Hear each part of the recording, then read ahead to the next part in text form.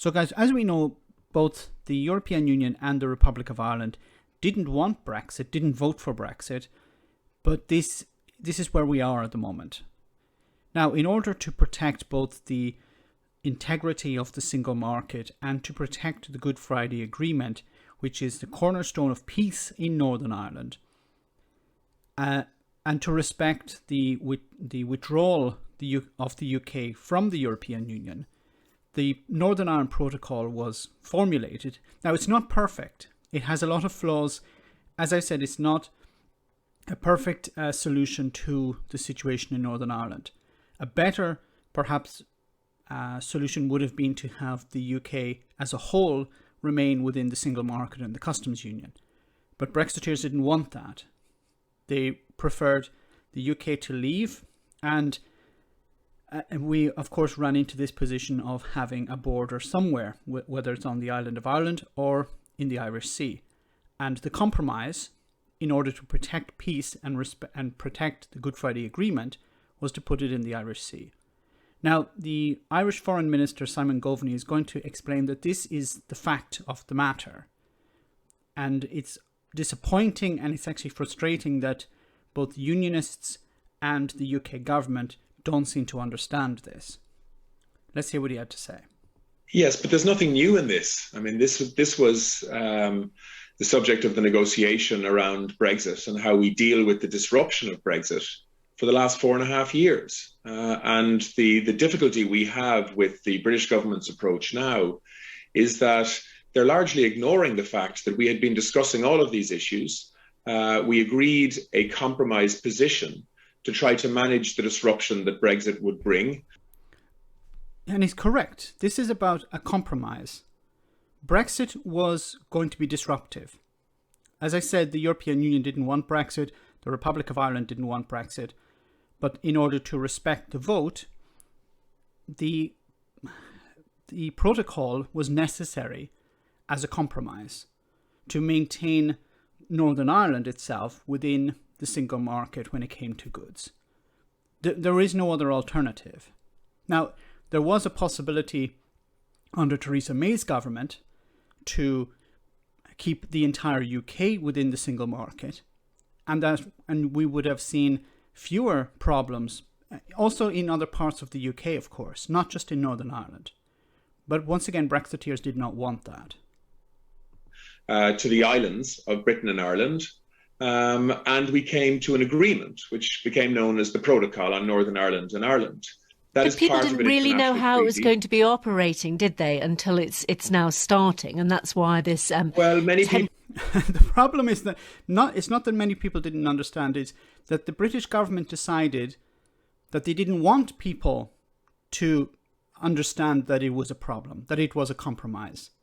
Because if you are continually, for years, up to the referendum and after the referendum, saying that Brexit is a success, that there's nothing wrong with Brexit, that anyone who criticises Brexit is engaging in Project Fear, then you can't turn around after the vote and tell businesses you're going to have to prepare for massive disruption, because businesses were convinced that they'd be able to operate in the same way as before leaving the European Union.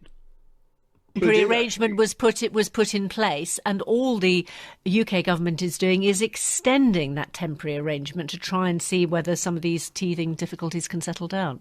Well, that's not the position. So, I think it's important, if you represent the British government's position, that it's factual. The protocol is clear on this. And there was an agreement in December on how the protocol would be implemented.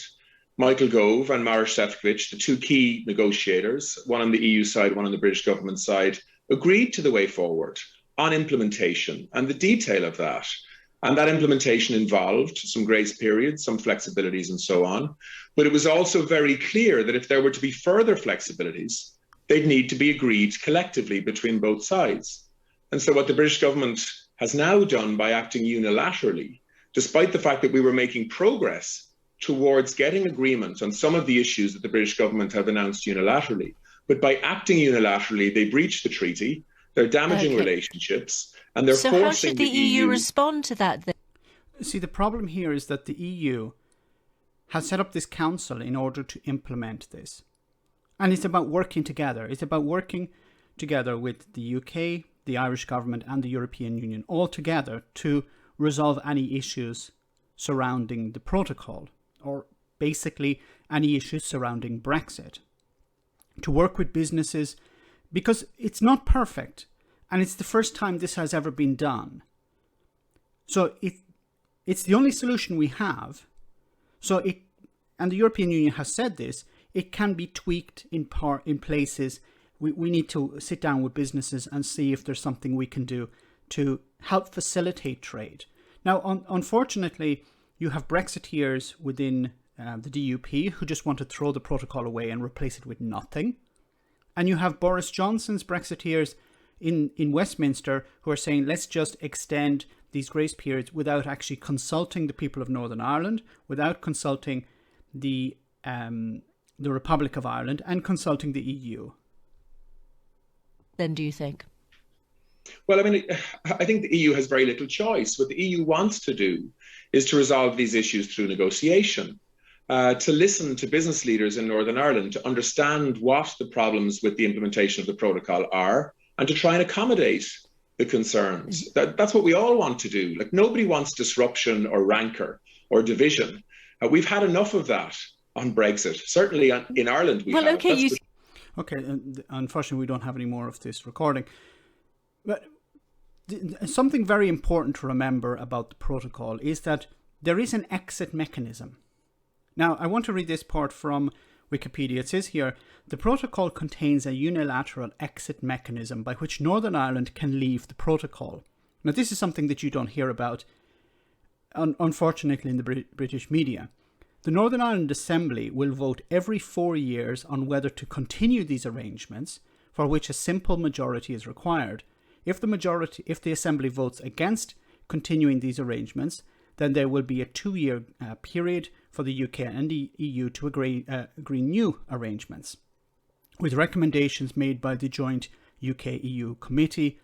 This is not present in the previous. This was not present in the previous backstop. So they're talking about the previous agreement. So the Northern Ireland Assembly have the power to suspend the protocol. The problem that the DUP have is that the DUP understand that their power in Northern Ireland is ebbing away, that their influence in Northern Ireland is being reduced on a daily basis, basically.